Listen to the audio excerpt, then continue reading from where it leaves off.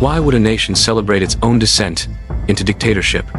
Why would people cheer as their rights are stripped away, one by one? Welcome to El Salvador, under the rule of Nayib Bukele, a man who went from a so-called savior to a leader feared by many, yet worshipped by even more. His war on gangs has turned the country into a land of silence, and not because peace has been achieved, but because those who dare to speak against him simply disappear.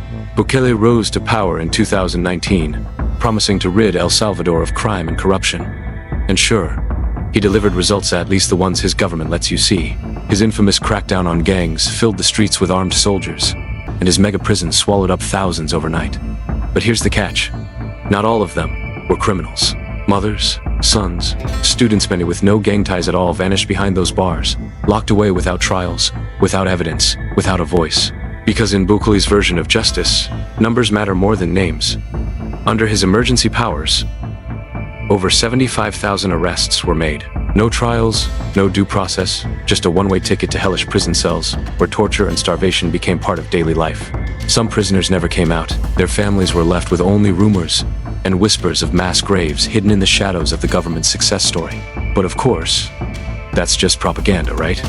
At least, that's what Bukele's loyalists would have you believe. 2023 brought one of the most chilling revelations: reports of unidentified bodies found near government facilities, dumped like garbage. But instead of answers, the people got distractions. Bukele laughing on social media, mocking human rights groups, calling journalists paid puppets. Because why worry about truth when you have the perfect narrative? And here's the best part: he's more popular than ever. His supporters call him a genius, a visionary, the leader El Salvador needed. Never mind the fact that democracy is crumbling, that fear now rules the streets, that anyone could be next. Who cares about freedom when you can have safety at the cost of your own rights? So, let's ask again, when does a savior become a tyrant? When does a hero become the very monster he claimed to fight?